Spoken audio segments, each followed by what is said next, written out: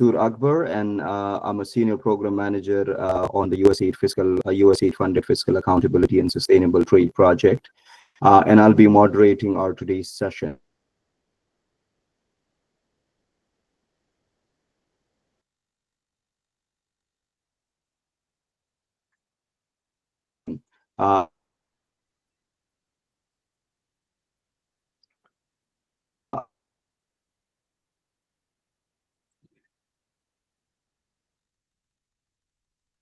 Alongside me Mansoor, you're breaking up a bit, is at least from my side. Dr. Eric.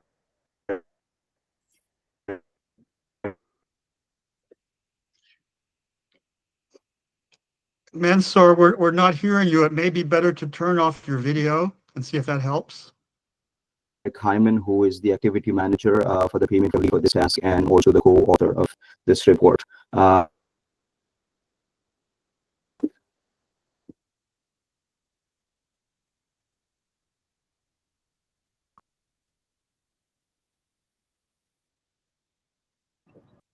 Mansoor, you're frozen and we cannot hear you at all.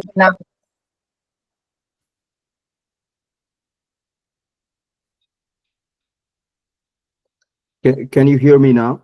Yeah, I think Yes. keep the video off just for the internet quality. Okay. Yeah, so we honestly did not hear anything. So if you want to, start over, that would be great. Thank you so much. Yeah. Thank you very much, Lauren. A very good morning from Washington, D.C. Good afternoon and good evening to friends who are attending from around the world. My name is Mansoor Akbar, and I'm a senior program manager on the USAID-funded Fiscal Accountability and Sustainable Trade Project. And I'll be moderating our today's session. Alongside me is Dr. Eric Hyman, who is the activity manager for the Payment for Environmental Services Task Order under the FAST project, and also Dr. Greg Michaels, who is the technical lead for this task and the co-author of this report. With that, I'd like to hand over to Dr. Eric Hyman. Eric, over to you. Thank you, Mansoor. So this work was funded by the USAID Center for the Natural Environment and the Resilience, Environment and Food Security Bureau. It was managed by the Center for Economics and Market Development and the Inclusive Growth Partnerships and Innovation Bureau. It's part of a series of related studies that began with an annotated bibliography of the payments for environmental services literature worldwide, a study with recommendations for accelerating implementation of a PES program by Lima's water utility in Peru, a companion piece on payments for environmental services by 4 small water utilities in Peru, and a still in process a comparative assessment of PES in Kenya. Next slide, please. So what are the types of environmental services that we may be talking about here? So there are provisioning services, food, fiber, timber, fuel, biochemicals, natural medicines, plants and fruits, and fresh water supply, which is what the focus of today's webinar. The regulating services, air quality, climate, water, quantity and quality, natural hazard reduction, carbon storage, and nutrient cycling, etc. And cultural environmental services, heritage, recreation and tourism, and landscape and scenery, aesthetic values, and habitat and supporting values for primary production, nutrient cycling, and soil formation. Next, please. So what are payments for environmental services? And we use the abbreviation PES for this.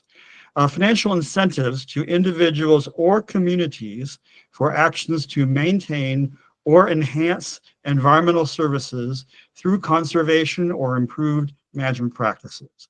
They're buyers of the environmental services or the beneficiaries, and they pay individuals, groups, or communities that are responsible for providing the services or maintaining them, and those are the sellers. The purpose is to reduce the environmental harm or increase environmental benefits by developing a market for unpriced environmental resources and give them potentially sustainable funding sources.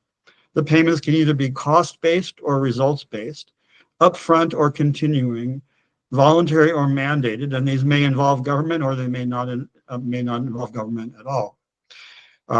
Today's example involves government and private companies.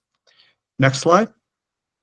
So this is a schematic of a rationale for a PES program for watershed management. We have oftentimes watersheds are in upland areas.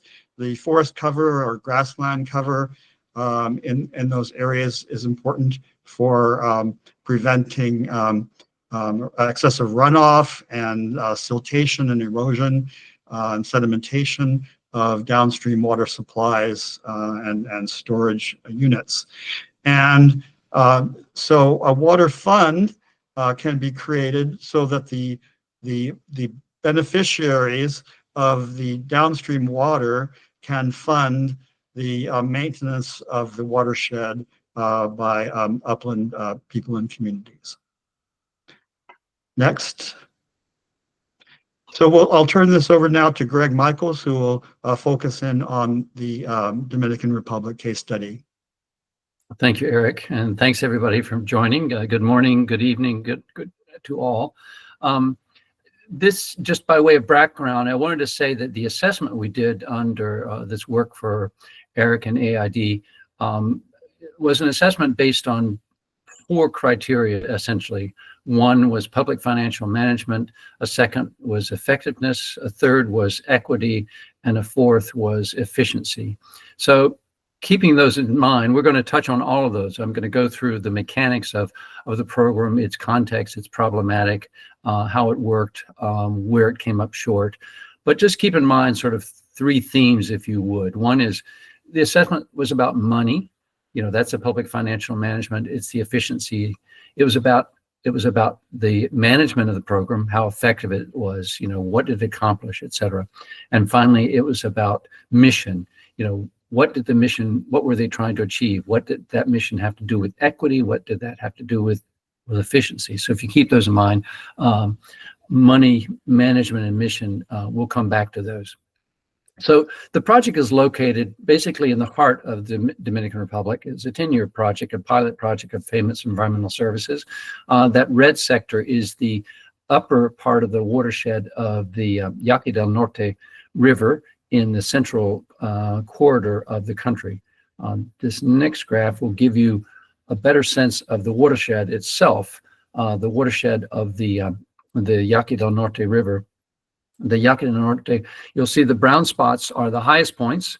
And as Eric said, when it comes to watersheds, they're up gradient. So the water would fall to the north. The water falling to the north of this brown area would go downhill into tributaries that would feed various tributaries, including those that are right up here in the area that the pilot project was focused on, but would flow out through the full Yaque del Norte River to the Atlantic Ocean. Our focus is going to be in this sector, this triangle down here, which is the upper watershed. The whole watershed constitutes about 18% of the country. The upper watershed, about 1,700 square kilometers. And that upper watershed empties directly into a dam structure that has both hydroelectric and drinking water facilities. And as you'll see, we'll come back to, the buyers of the services that are being contracted are the operators and owners of that hydroelectric facility and drinking water facility. What's the problem? The problem is past and ongoing deforestation in the project area. Let me back up here for just a second. You know, this brown point here, at some point, is the highest point in the country. It's the Duarte Peak. And to the right here is the area where you'll see the deforestation. This is a cumulative deforestation from 2000 to 2019. The primary work of the Payments for Environmental Services project was to contract parcels in this area. Based on that past deforestation and anticipated deforestation, the project was set up in the late 2009, 10, 2011 with the idea of these priority areas. The Duarte Peak is over here to the left.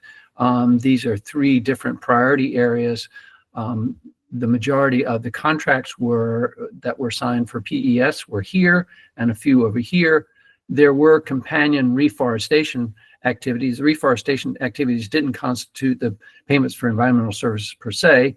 They were reforestation brigades that would go on participating parcels to reforest the land. Interestingly, they were not included in the payments for environmental services.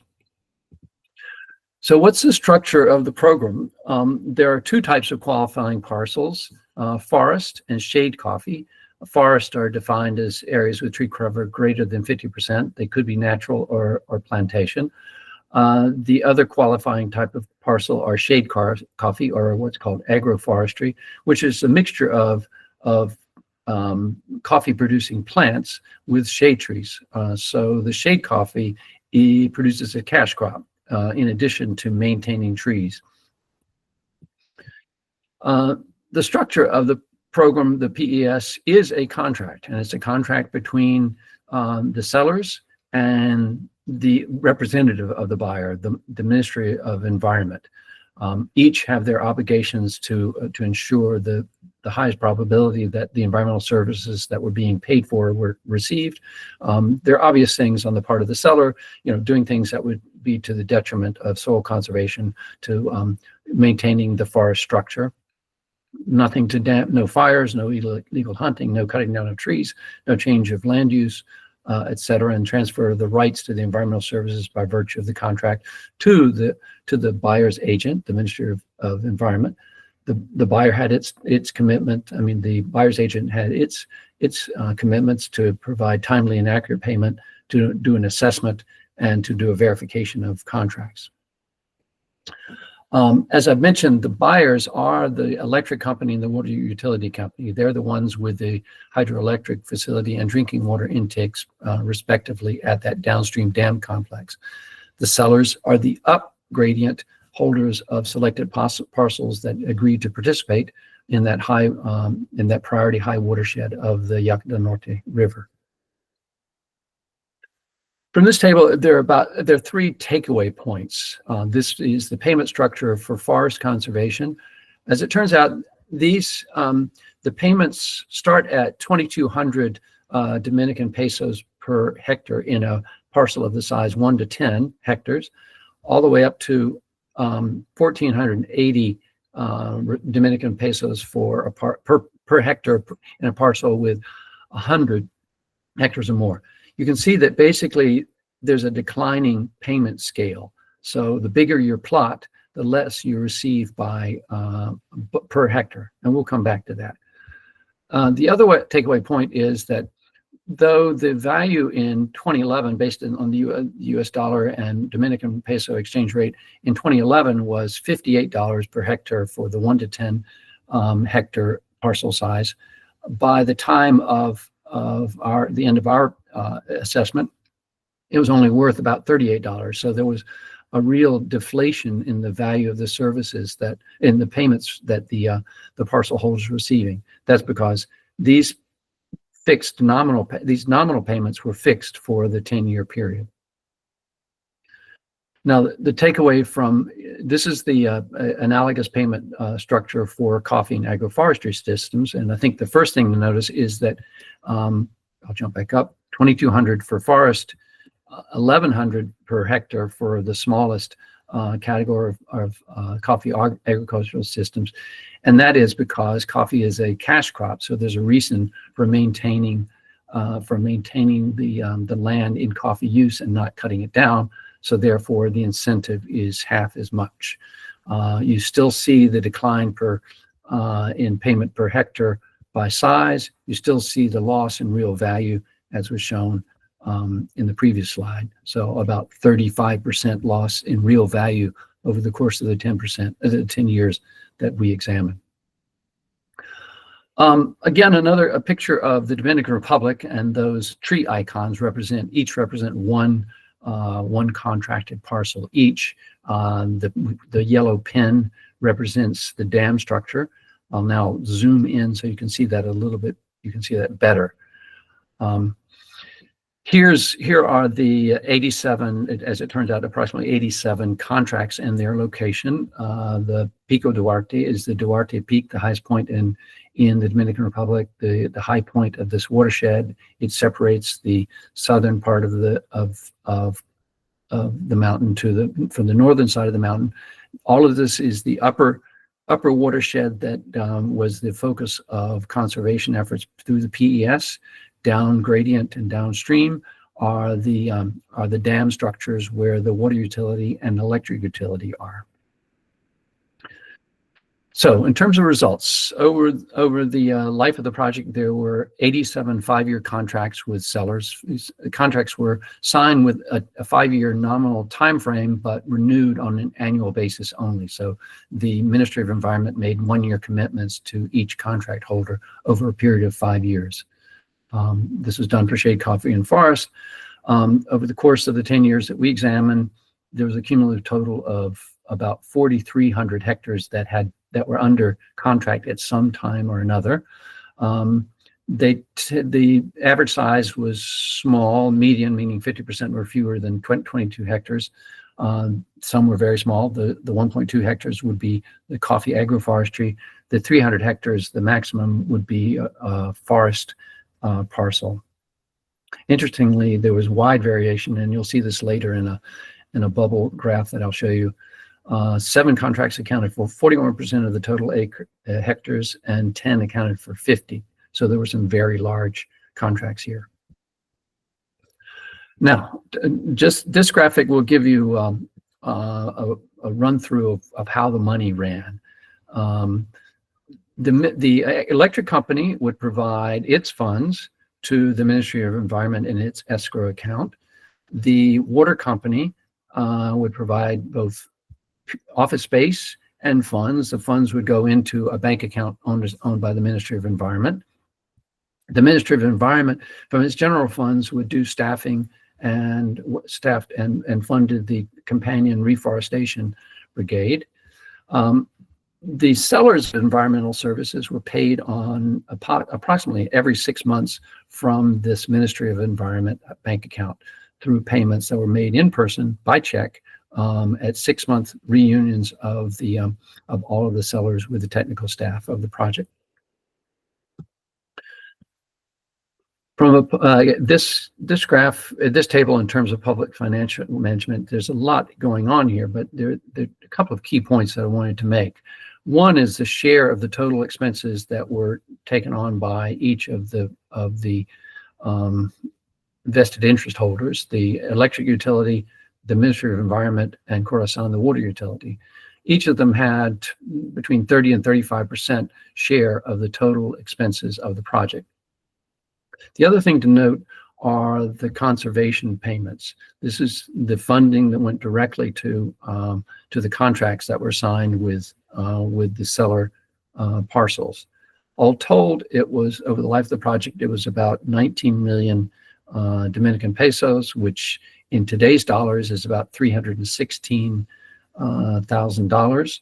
And for 87 contracts, that constitutes about a cumulative payment of about $3,600 US over that 10-year period. The biggest, in terms of findings, turning to public financial management, the very biggest one is the fact that this was a voluntary program. The water utility and the electric utility made voluntary commitments to provide resources to the project.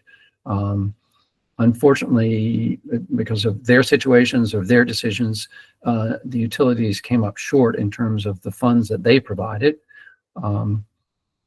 Regardless, it was possible because of the way the project managed the sellers and their payments and their contracts, most of the payments to sellers were on time. There was a period for about 1.5 years where they were delayed, but most of the time in the 9-year period, they were on time.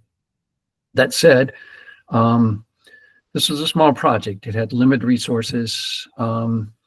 Their financial management was done mostly on paper. They were very open with us and shared the paper vouchers, copies of vouchers of payments to the individual sellers. So in that sense, there was transparency at one of the most important levels. You know, the actual where the money was paid out to the sellers.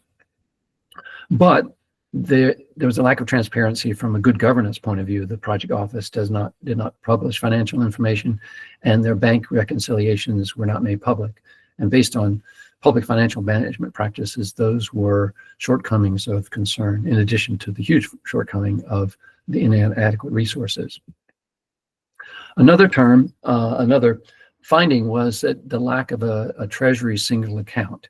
And this was new for me, and I best understand it from the point of view of a household. If you think of it this way, if you had a bank account and a different bank for each of your major expenditures, so you had a bank account and a bank for your groceries, you had a bank account and a bank for your mortgage, you had a bank account at a different bank for your utilities, so on and so forth. Basically, that's meant, the Treasury single account is meant to avoid that. So you get one picture of the cash flow of the whole government rather than this chopped up version that's very hard to manage in terms of optimal cash management. No Treasury single account did exist in the Dominican Republic that the project could take advantage of. Instead, the project used a bank account owned by the Ministry of Environment. And even though there was good transparency in that bank account, the movements of the project bank account weren't made public specifically, which is another key criterion in terms of good public financial management. There is a new PES law which would establish a national PES program that was passed in 2018. It also calls for beneficiaries of environmental services to have the obligation to pay, as opposed to the voluntary approach that was used in the pilot project. It also established that 85% of the funds that are provided are paid to the sellers. If you'll remember from that table that I showed before of how the funds were shared among the three participants, the water utility, the electric utility, and the Ministry of Environment, only 33% of the total of the budgets of the money expended on the project went for payment. So that did not meet what the new law will require. As it happens, though, the new law, as far as we know, is not yet in effect. It wasn't in effect as of 2021 when we completed the assessment. So those implementing regulations were still needed. Turning to the second criterion that I mentioned at the outset, that was the focus of our assessment. It's really laudable and noteworthy that the project had been operating for 11 years. It's not easy given the number of participants, the number of contracts, their dispersion, having to reach out to them, their differences in size and demands, et cetera. So I think as a pilot, it was a very good indication of what can be done, hopefully on a larger scale with a national program. There was a time frame when contracts were not being paid on time, and I suspect, but we couldn't establish per se, that their credibility of the project was diminished, but it closed with 4 years where the payments, I think, were mostly made on time. Over the life of project, as I mentioned before, about 4,300 hectares were contracted. About 19% or 28% of those contracts, 25, almost 20% of the area were no longer on contract. They were either canceled by the project or they were not renewed by the seller. In terms of why the sellers did not renew, a variety of reasons integral to the program. The payment was too low in certain cases. There was an interest in using it for other purposes, therefore for agriculture, and therefore wouldn't be for provide the environmental service, and other complications that came up. The death of the landholder, family member conflict, all that you can imagine with any land. It's never stagnant. There were 9 contracts that were canceled by the project because of violation of contract commitments. There were trees that were cut, there were trees that were burned, there was a rejection of the technical advice. This is why the project management was so important to have technical staff that went out in the field to see what was happening on a regular basis.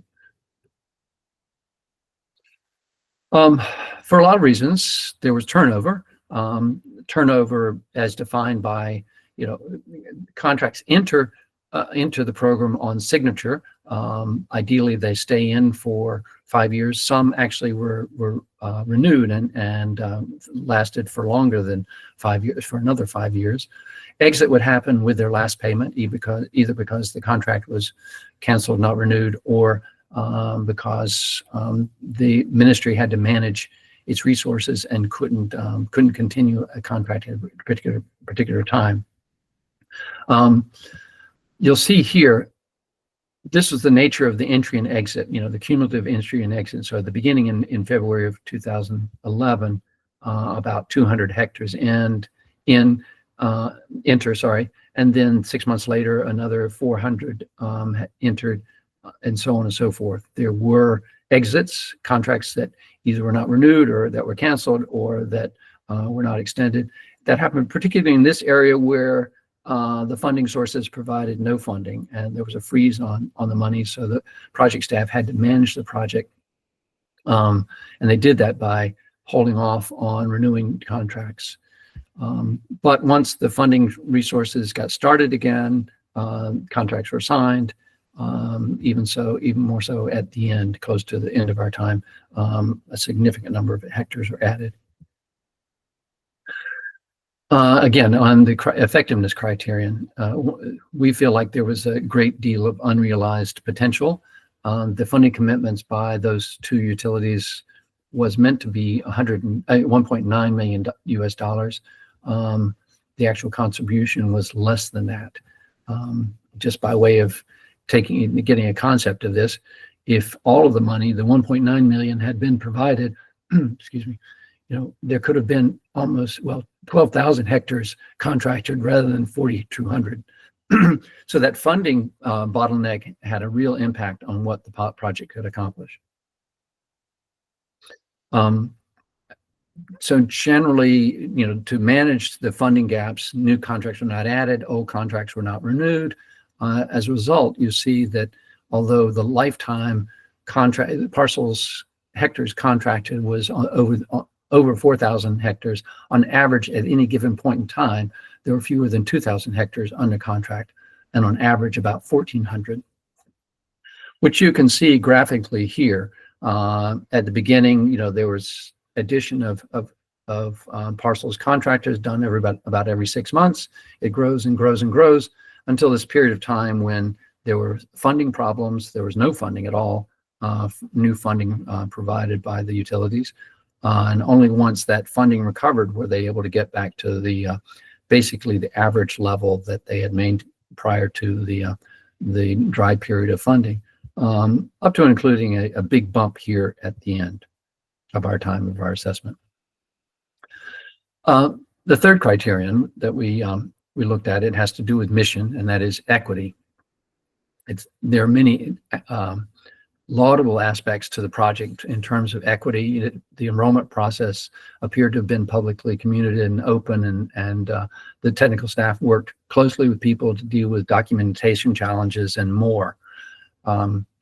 And the project also had an implicit poverty alleviation element. They did this by focusing on areas that had lower poverty levels, and anytime you get outside of urban areas, you run into the likelihood that the households there have lower income. This would tend to be with the smaller parcels. The larger parcels were probably more owned by absentee owners who lived in the city or even in the United States. In terms of gender, one of the appreciable things that they did was, if a married couple was being contracted, both the husband and the wife had to show up for every consultation, for any payment, etc. There were women heads of households. Other than that, in terms of gender and the effectiveness of the program, we had limited information. This is the bubble graph that I mentioned before. It's to give you two senses at once. The wide distribution of where the parcels were and their difference in size, ranging from, by comparison, minuscule 1 hectare to these larger bubbles that are on the order of 300 hectares. So you had a program that had to manage a great deal of dispersion, a great deal of difference in circumstance, and basically opportunities across these different contracts. Just playing devil's advocate, if the project had an effectiveness criterion that dominated it all, possibly if you did 2 800-hectare forest parcels rather than 87 parcels of different sizes, you would have had total hectarage that would have been 17% greater. The transaction cost would have been lower. This would be done at the sacrifice of more equitable participation. It might have been more efficient, but it would have possibly created a great deal more uproar about this being an unfair program. Turning to efficiency, our fourth criterion that we did for the assessment, as we noted from that payment scale, the payment per hectare goes down for both forest conservation and coffee, the larger the contracted parcel. This is probably contrary to economic logic, because there's no reason to think that the 100th hectare on a parcel versus the first hectare on a parcel is less effective and should be compensated differently. So basically, it's unlikely there are diminishing returns to protecting additional hectare of land, although different hectares of land can provide different protection, which I'll come back to. In that respect, the payment schedule coincides with equity rather than efficiency. Another key criterion in terms of efficiency is additionality. Additionality is obtained when a payment is made to a party to do something that they otherwise wouldn't do. Therefore, the payment makes them do something additional. There's some doubts about how much additionality there was in this case, given the low contract payment per hectare. On the face of it, the project is enrolling land with low opportunity costs. So it's possible that the holders of these lands would have been keeping them in forestry anyway. But nonetheless, so in that sense, there was a lower probability that land would have been deforested. Nonetheless, a thesis in economics by the project manager, by economic calculations, said that 71% of the parcels would convert to other uses were not for the payments. So there is some suggestion that the program had additionality. It just wasn't substantiated completely. Effectiveness. One of the most important aspects of effectiveness is environmental performance. It's unclear. Going into the contract, the qualified parcels would have given all the sense of providing an environmental performance that was needed. Land that was forested or had agroforestry that would conserve soil, would avoid runoff, would increase infiltration of aquifers, reduce runoff and siltation of waterways, both of which could benefit the downstream water utility and hydroelectric facility. In practice, though, there was no measurement of the actual conservation results. If the trees were intact at the beginning and they were intact at the end, that's the extent of the conservation measured. What downstream results that it produced were never estimated or quantified. So for that reason, we considered the environmental performance question mark. And you'll see why. I mean, look at this this patchwork. You see the variety of sizes are spread across a wide area, some of which are close to developed areas, some of which are remote. There's a lot of reason to think that different parcels and different hectares should receive different compensation. That, from a management point of view, would have been a headache. From an economics point of view, it would have been more efficient. So, there were a number of successes with this pilot, and things that we would point to are fourfold in terms of contributing to that success. One, that the viability was demonstrated. It was a pilot project that ran for 10 years. The contracts were put in place. They were continued despite difficulties. Landholders were very interested in conservation. They expressed both an interest to participate because of the compensation, but also a strong interest in conserving and expanding the tree cover on their lands. The project for the enrollment process appeared to be open and equitable. The project was flexible in terms of land documentation. You may have noticed that I've used the term landholder rather than landowner, because ambiguities about land ownership without full titling prevail especially in the rural areas of the Dominican Republic. So participants could demonstrate that they were the verified holder of the land in different ways, and not only with titles, and not necessarily with titles. Again, project management, I think, was a key factor to the continuation of the project, what it did accomplish, because they faced funding challenges that would have stopped the project had they not managed it better during the middle period where there was no funding. There were challenges, and that funding shortfall stands as number one to that. I'd also say that there was limited monitoring. Technical visits took place. It was just that there was no systemic compilation of those findings or tracking, et cetera, which we thought was important. Additionality concerns have already raised the point of we're not clear about whether the land would have been maintained as tree cover without the additional payments. Recommendations. In terms of the first criterion of better public financial management, treasury management would be better to have that treasury single account. Managing all of the financial information in digitized form with an online system would be in line with current practices. This project, because it was small, because they were new, they kept everything in paper form. Finally, for better public financial management and for better equity, as I'll point out, the payments to the sellers should be structured so they didn't have to pay upfront withholding tax. For greater equity, there are steps that they could make. One is to make the payments on time, and if not, the buyer should have the incentive to pay on time by paying a surcharge to seller for late payment. Also, it makes sense, as several people on the phone on this call will note from their particular countries, it's possible to make all the payments by mobile banking. That helps both ensure transparency. It reassures people, that they'll get the money that they were promised, and it allows for financial tracking as well. For improved effectiveness, rather than having a program that had to go in and out on funding, having one with binding funding commitments would make a huge difference. And it's important going to a national program. It's fundamental going to a national program. The GIS measurements, for each parcel were taken. The location was taken. It seemed like it was not a big step to go from that to having the kind of images that we've shown here that we put together using something like Google Earth. The ministry does have GIS tools. It was done in the prioritization stage prior to the project beginning, but wasn't used during the course of the project implementation.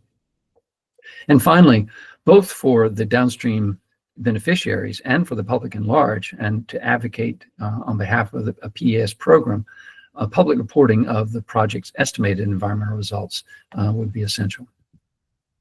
Now, from an economist's point of view, for higher efficiency, it would be ideal, more difficult, but ideal to vary the payments by location, environmental conditions, tree cover, basically in terms of the specific services provided, because it probably varies tremendously across that entire area that I showed you on the map.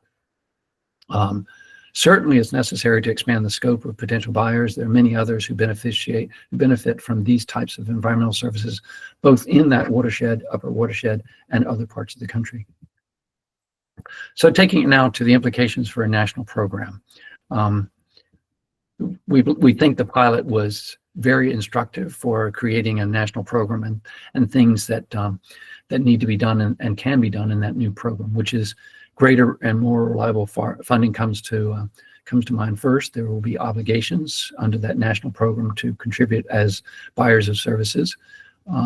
The scope will be nationwide rather than the upper watershed that we showed you. And so there will be a broader range of buyers and sellers. Both of these tasks will require a much bigger effort than the 5-person staff that was done for the pilot project. And finally, as any program should have, enhanced monitoring and ultimately evaluation to support the contractual work, the environmental results, the social impacts. Our final recommendations for the national program follow directly from our findings and other observations. To improve the financial management. There needs to be more financial transparency, use digitized electronic systems and more. To increase efficiency, reduce the payment deliveries cost by using mobile payments, consider longer term contracts. For effectiveness, there are a number of things to do, one of which is index payments for inflation, use GIS to monitor what the project is accomplishing, and more. To increase equity, make the timely payments, pay interest on late payments, monitor participation by demographic variables. And then finally, for financial sustainability, those funding commitments are instrumental. You want participation by water utilities, by electric utilities, by other downstream users, diversify the buyers, make obligatory their payments. Thank you. Now for questions and comments. Thank you very much, Dr. Michaels and Dr. Hyman, for this comprehensive presentation. I'll go over the questions. There are many questions in the order in which they were received. So the first question is from Jill, and that might be to you, Greg. In terms of efficiency versus equity, would it be worth exploring, or did you see interest in some form of cooperative or collectivization of smaller landholders to be able to offer larger parcels with fewer transaction costs? I think that could make a lot of sense. And what our project has seen working with our partners in our partners on the project in Kenya is that kind of group development approach can be very productive. I'd almost advocate it. I mentioned the reforested areas; those were not included in the payment system. Potentially getting those new entrants. You could organize a group, an association of shared interest among reforested areas, both to manage the effort as well as to channel payments.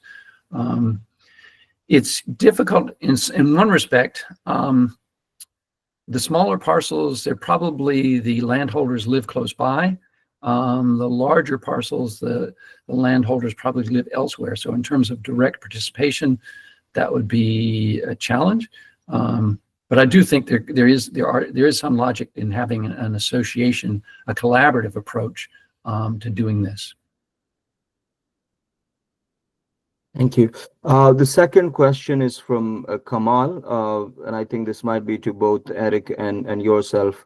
How do you determine the dollar value of the payments made and the price of the outcomes to the sellers?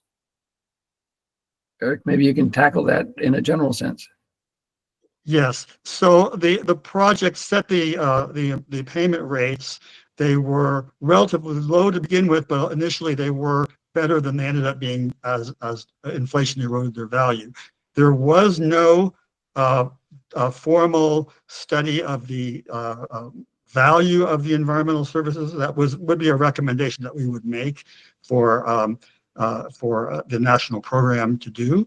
Of course, it's site specific, but so you could create some general estimates that could apply to certain areas. And it is a relatively small country. Also, the prices, the payment rates did not reflect the opportunity cost of maintaining the land in forest. And so that reduced the additionality because you often had people who were older, who didn't have the labor in their household to farm the land or raise a lot of livestock there instead of maintaining the forest land. Or there were people who wanted to maintain the tree cover because they valued the aesthetic benefits on their property or the other nature that it attracted. Mm-hmm. Thank you. Another question from Ian. What are some of the mechanisms used to prove landholding if not relying on titles? Okay. Basically, family records, municipal records, those were, and basically, excuse me, the municipality could substantiate, a record of a particular person or couple or a household or family holding land over a certain period of time. And so that they gave them the benefit of the doubt, and the municipality would endorse their being the recognized landholders. Otherwise, there are titles, but this opened the door to landholders who wouldn't otherwise have been able to participate. Mhm.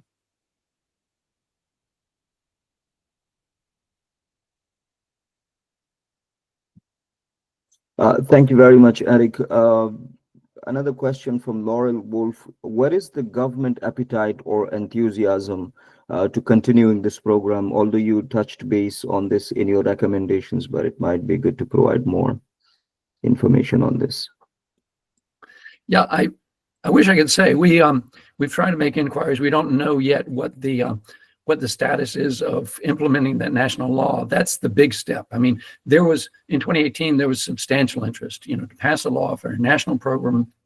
The holdup was coming up with the implementing regulations, and it seems to have fallen into a hole. We haven't gotten the most recent information, but at least as of a couple of years ago, that hadn't been resolved. There may be somebody on the line from the Dominican Republic. If they know something different, please add it. Yes, Yvette Regino from the Dominican Republic Mission, perhaps you could update us on this.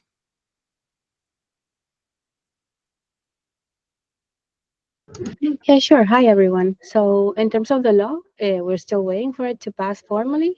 And we have, within the last 2 years, updated some exercises in terms of payment for ecosystems. But we have a partner, Redom, that actually was tasked to develop the guidance. There were several groups, even mimicking or gaining some information from the Costa Rican example. And yes, it's on the way in terms of, for example, establishing, digitalizing all the maps now, as opening a booth at the actual ministry so that the payments, as you say, can be registered electronically. So those steps have been taken as a pilot. The idea is that at some point, this is something that can be expanded to the national level or copied to other sectors. Hope that answers your question.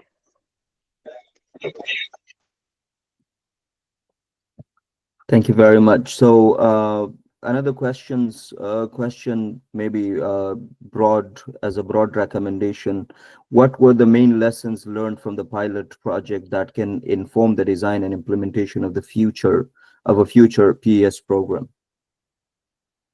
Well, that's what we tried to come up with at the end of our presentation. And for those of you who'd like to review it, it's in the report, which will be shared or has been shared in the links. Basically, we think that some of the things that Yvette said were being done now. The GIS being put in place, having electronic tracking of finances, giving the opportunity for longer contracts, and also incorporating reforested land.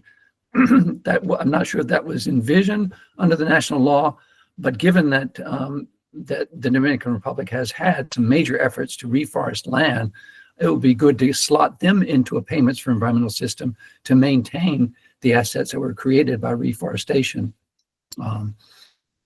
Anything else jump out to you, Eric, to mention? No.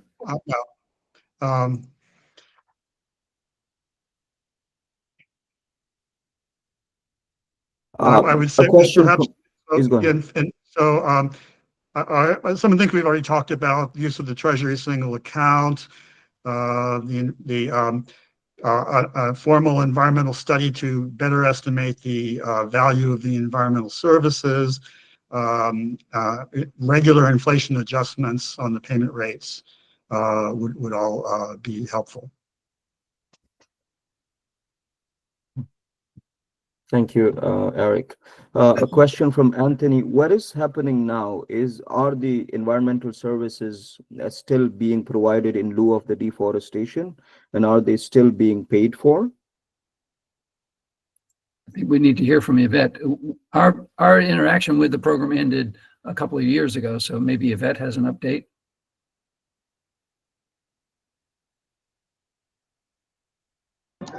So I can provide update to my pilot up to last year because that project also closed.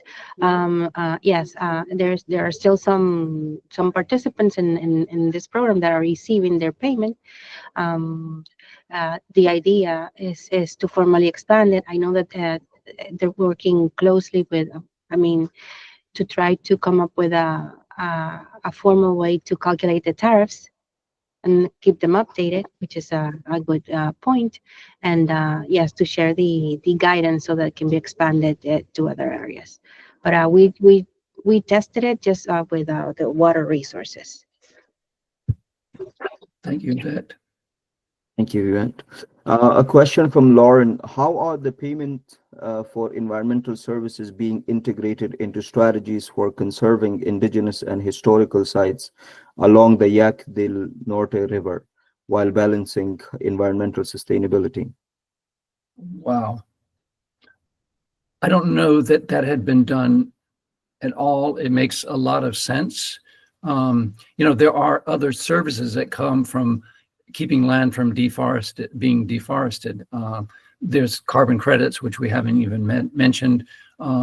There's keeping intact natural resources that may be of value to indigenous groups. So I think it is the kind of platform for doing what Lauren was asking. I just don't know that it has been taken into account yet. It might have been an element. It probably is an element in the 2018 law. We'd have to go back and look at that. For this pilot, it wasn't an explicit factor, but possibly it was in the 2018 law as one of the important attributes of natural resources.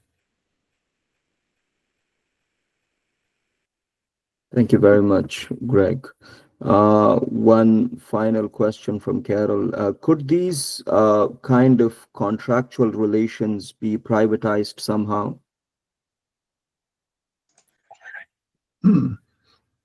I can comment on that as well. So in many countries, actually, there are direct PES programs where companies provide the funding to the sellers of the environmental services without a government agency being involved. So yes, I think there are examples of that in Costa Rica, for example. And I would add to exactly that. It was if we go back, think back to Eric's slide of the water payment system with the watershed, et cetera. It mentions a water fund, and that is a customary mechanism. It's a fund that's probably a trust fund into which a private entity puts money. It's managed by a caretaker authority. In that respect, it's sort of a public-private partnership but the funds come from the water utility itself.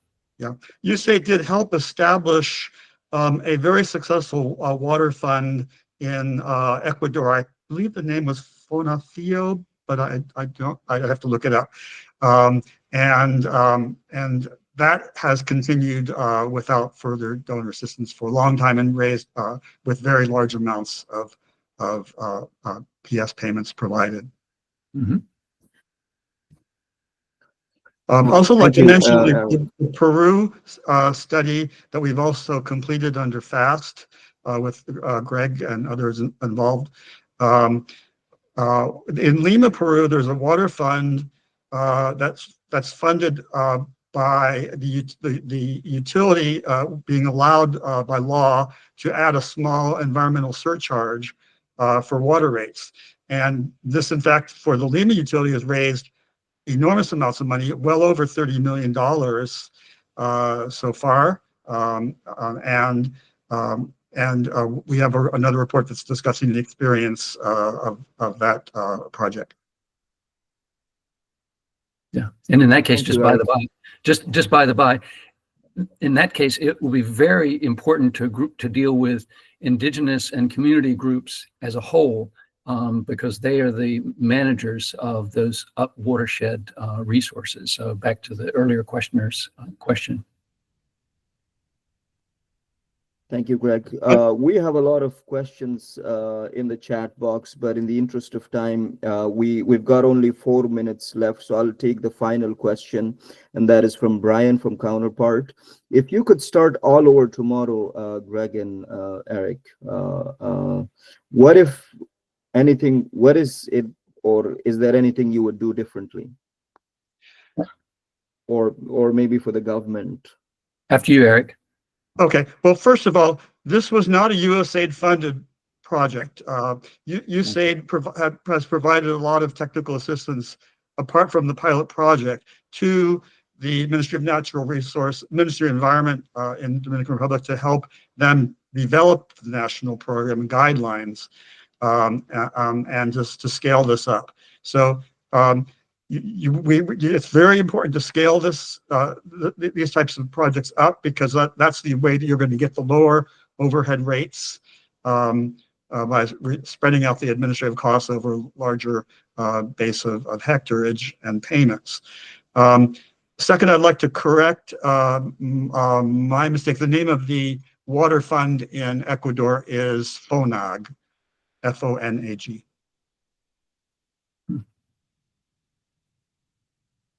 I think Eric's put his finger on things that you'd like to do. I mean, this was a pilot, and so, my hat's off.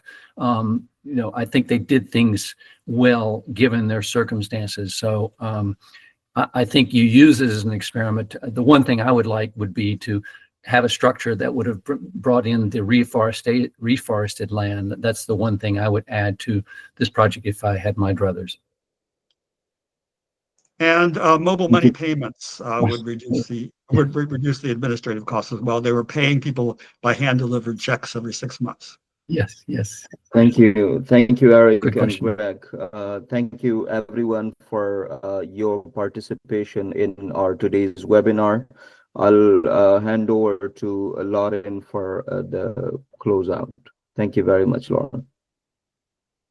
Thank you, everyone, for such a great and engaging presentation. This was really incredible. And thank you to everyone who participated and asked questions in the chat. If there's any remaining questions we didn't get to during this webinar, we are fielding them. So we will look for other opportunities to respond to those. In addition, be on the lookout for an email within a day or two for the post-event resources email. It'll have the recording of this event and the deck reports if you're interested to look further. And here's the link to the post-event landing page that will be updated shortly with the YouTube recording of this webinar. With that said, thank you to all the presenters and moderators and everyone who joined. And yeah, this was really great. Thank you so much. Thank you.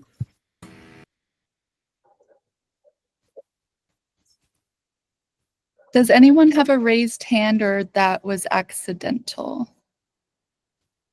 I think it may have been accidental. Okay. Thanks, Lauren. Thank you, Thanks. Greg. Thanks, Eric. Thanks, Mansoor.